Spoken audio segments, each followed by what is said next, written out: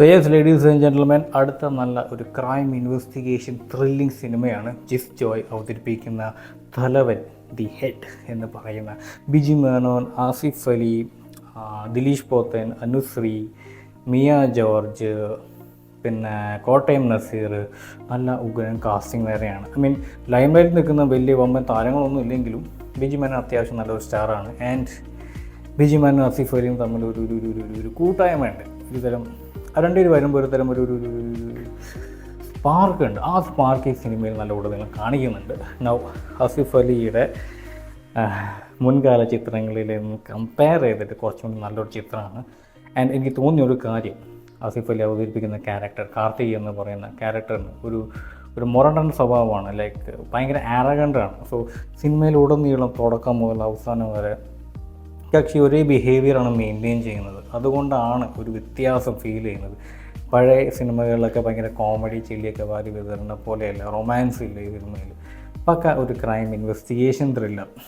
തുടക്കം മുതൽ എന്താ പറയുക, ഒരു ക്ലൂ കിട്ടുന്നത് കാർത്തിക്കും ജയശങ്കറും തമ്മിലുള്ള ഒരു സുപ്പീരിയർ കോംപ്ലക്സ്, രണ്ടുപേരും തമ്മിലുണ്ടാവുന്ന ഒരു SIയും CIയും തമ്മിലുണ്ടാവുന്ന ഒരു തരം സുപ്പീരിയോറിറ്റി കോംപ്ലക്സ് രണ്ടുപേരും തമ്മിലുണ്ടാവുന്നു.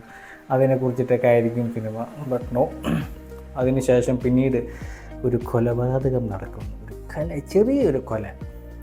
ആ കൊലപാതകം ചുറ്റിപ്പറ്റിയിട്ടാണ് ആ കൊലപാതകം ഫ്രെയിം ചെയ്യപ്പെടുന്നത് ഈ ജയപ്രകാശിൻ്റെ തലക്കാണ്. സോ പിന്നീടുള്ള കഥ അതിനെ ചുറ്റിപ്പറ്റിയിട്ട് എന്തുകൊണ്ട് ജയപ്രകാശ് ഉണ്ടെന്ന് വെക്കുന്നു, വാട്ട് ഈസ് ഹാപ്പനിങ് ബിഹൈൻഡ്, അതിനോട് ഇൻവെസ്റ്റിഗേഷൻ നല്ല രീതിയിലേക്ക് എടുത്തിട്ടുണ്ട്. നൗ ക്രിട്ടിക്സിൻ്റെ ഭാഗത്തു നിന്ന് വായിച്ചപ്പോൾ ഞാൻ അഗ്രി ചെയ്യുന്ന ഒരു കാര്യം, ഇതിൻ്റെ ക്ലൈമാക്സിൽ വില്ലനെ കാണിക്കുമ്പോൾ ഒരു വില്ലനസ് ആയിട്ടുള്ള ഒരു ക്യാരക്ടറോ അല്ലെങ്കിൽ ഭയങ്കര എന്തുകൊണ്ട് മനസ്സിൽ ഇത്രയും പക വയ്ക്കാനുള്ളൊരു കാരണം അവർ ചിത്രീകരിച്ച് കാണിച്ചപ്പോൾ ഇറ്റ്സ് ടോട്ടലി അൺഅക്സെപ്റ്റബിൾ. ലൈക്ക് അങ്ങനെ ഒരു കാരണം വയ്ക്കേണ്ട ആവശ്യമില്ല. ഉണ്ടാവാതിരിക്കാം. Anyway I agree with the critic. കാരണം അങ്ങനത്തെ ഒരു ആവശ്യം ഉണ്ടായിരുന്നില്ല. And the villain was that villain is ഞാൻ പറയുന്നില്ല കഥയെക്കുറിച്ച് കൂടുതൽ, ക്രൈം ഇൻവെസ്റ്റിഗേഷൻ ആണല്ലോ, സ്പോയിലേഴ്സ് ആവും ഒരു പിറ്റം തന്നാൽ. ആൻഡ് ക്ലൈമാക്സിന് ശേഷം വേറെ ഒരു ടൈലൻറ്റും കൂടി കൊടുത്തിട്ടാണ് പടം അവസാനിക്കുന്നത്. വേറെ ഒരു കൊലപാതകം. ആ കൊലപാതകം കാണിച്ചതിന് ശേഷം പിന്നെ ഫ്രെയിം പോകുന്നത് നേരെ കുറ്റവാളിക്കാണ്. ഓൾറെഡി ഓഡിയൻസിന് ക്ലൂ കിട്ടുന്നുണ്ട്. ആ ഒരു കുറ്റം ചെയ്തിരിക്കുന്ന, ഒരു കൊല ചെയ്തിരിക്കുന്ന ഇന്ന വ്യക്തിയാണെന്നുള്ളത് കാണിച്ചിട്ടാണ് പോകുന്നത്. പക്ഷേ എന്തിനാണെന്ന് അപ്പോഴും അത് വ്യക്തമാക്കുന്നില്ല. എന്നാൽ ആ കൊലപാതകം ചെയ്ത വ്യക്തി ഉടനീളം സിനിമയിൽ ഫസ്റ്റ് ഹാഫും സെക്കൻഡ് ഹാഫിലും അപ്പീർ ചെയ്യുന്നുണ്ട്. ഈ കേസിൽ എന്താ പറയുക, ഒരു വേം പോലെ ഓടിച്ചാടി നടക്കുന്നുണ്ട്. സോ എന്തൊക്കെയാണ് അവിടെ നടക്കണേന്നുള്ള ഒരു ഊഹം കിട്ടുന്നില്ല. സോ ലൈക്ക് അവസാനത്തെ ആ ടൈലൻ്റ് കാണുമ്പോൾ എൻ്റെ മനസ്സിലുള്ള ഒരു തോട്ട് വന്നത്, ഇത്ര നേരം അവർ ചെയ്ത ഇൻവെസ്റ്റിഗേഷൻ എല്ലാം ഒരു ഫ്ലോപ്പാണ്. ലൈക്ക് അത് വർക്കൗട്ടായില്ല, എവിടെ ഒരു എറർ സംഭവിച്ചിട്ടുണ്ട് ഒരു തോന്നൽ ഫീൽ ചെയ്തു. പിന്നെ തോന്നിയ മറ്റൊരു കാര്യം, സിനിമ പക്ക ഓക്കെ തന്നെ. പാട്ട് ഒരു പാട്ടെങ്ങാനുണ്ട്, കൊള്ളാം, നല്ല രീതിയിലൊക്കെ എടുത്തിട്ടുണ്ട്. പക്ഷേ നേരത്തെ പറഞ്ഞ വില്ലനേഴ്സിൻ്റെ ഒരു ബാക്ക് ഫ്ലാഷ് സ്റ്റോറി ഉണ്ട്. അത് അവർ ക്ലൈമാക്സ് വരെ വെയിറ്റ് ചെയ്ത് നിർത്തിച്ചു. ലൈക്ക് തുടക്കത്തിലൊന്ന് കാണിച്ചിരുന്നെങ്കിൽ ഓഡിയൻസ് അറ്റ്ലീസ്റ്റ് ഉള്ള ക്ലൂ ലിസ്റ്റിൽ ഈ കക്ഷിനും കൂടി ആഡ് ചെയ്യായിരുന്നു.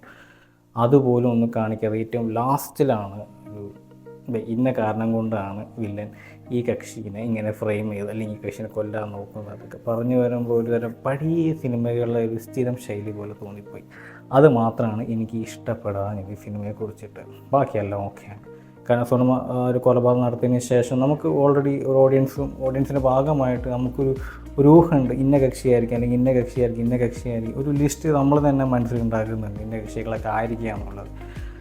ബട്ട് ക്ലൈമാക്സിൽ വരുമ്പോൾ ഒരു സഡൻ ട്വിസ്റ്റ്, ഒരു സഡൻ ബാക്ക് ഫ്ലാഷ്. സോറി എന്നൊരു ഡയറക്ടർ വന്ന് പറയണം, സോറി ഞങ്ങൾ വേറൊരു സ്റ്റോറി പറയാൻ വിട്ടുപോയി, സോ ഇതാണ് ആ സ്റ്റോറി, ഈ സ്റ്റോറിയിൽ ഇന്ന കാരണം കൊണ്ടാണ് കൊലപാതകം നടക്കുന്നത്. ആ ഒരു തട്ടിപ്പ് പരിപാടി I don't like that.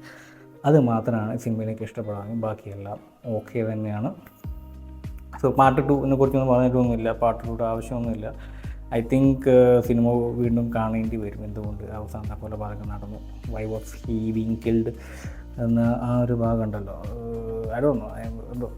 I think the director has left some clues എന്തുകൊണ്ടാണ് കക്ഷിനെ മാറ്റി വെച്ചിരിക്കുന്നത്. എനിവേ അബൌട്ട് ദ സിനിമ ഓക്കെ, കാണാൻ ഓക്കെ തന്നെയാണ്. ആൻഡ് മൂവി ക്രിട്ടിക്സും എല്ലാവരും ഓക്കെ തന്നെ പറയും. ഇറ്റ്സ് ലൈക്ക് വലിയ എന്താ പറയുക, വലിയ അബദ്ധങ്ങളൊന്നും സിനിമയിലൊന്നുമില്ല, കണ്ടിരിക്കാം. നല്ല ഒരു എൻ്റർടൈനിങ് ക്രൈം ത്രില്ലർ മൂവി, കൊള്ളാം. And I think this is gonna be like U turn for Asif Ali. ഈ ഡിപ്പിലേക്ക് പോയതിന് ശേഷം പെട്ടെന്നൊരു യു ടേൺ എടുത്ത് വരുന്നുണ്ട്. അപ്പോൾ ഇതിൽ കുറച്ചൊരു ചേഞ്ച് വരുന്നുണ്ട് പക്ഷേ ആ ഒരു അഭിനയത്തിലും ക്യാരക്ടറിലും. നേരത്തെ പറഞ്ഞ പോലെ എനിക്ക് ഫീൽ ചെയ്തു ആ ക്യാരക്ടറിന് ആരഗൻ്റ് ആയതുകൊണ്ടാണ് തുടക്കം മുതൽ അവസാനം വരെ. പക്ഷേ ആ ഒരു ആരഗൻസ് ബിഹേവിയർ കീപ്പ് ചെയ്യുന്നുണ്ട്. പഴയ സിനിമകളിലെ പോലെ റൊമാൻറ്റിക് ചെളി കോമഡികളൊന്നും അടിക്കുക, പക്ക പോലീസുകാരനെ പോലെ ഇങ്ങനെ ആരഗൻ്റായിട്ട് നിൽക്കുന്നതുകൊണ്ടായിരിക്കാം ഫീൽ ചെയ്തത് എന്ന് എനിക്കൊരു തോന്നല്. So guys, it's up to you, കാണാൻ വേണ്ടിയെന്നുള്ളൂ. But I recommend you guys to watch it, കൊള്ളാം. ആൻഡ് മന്ദാകിനി ഓടുന്നുണ്ട്, അതും നല്ല പോസിറ്റീവ് റിവ്യൂസാണ് ആ സിനിമയ്ക്ക് വരുന്നത്. House full of laughter. So അതും കൂടി കാണണം. അത് കണ്ടിട്ട് അതിൻ്റെ റിവ്യൂമായിട്ട് വരാം. So until then guys, stay tune for more. And as usual, don't forget to enjoy your life. I'll be back with Mandagini.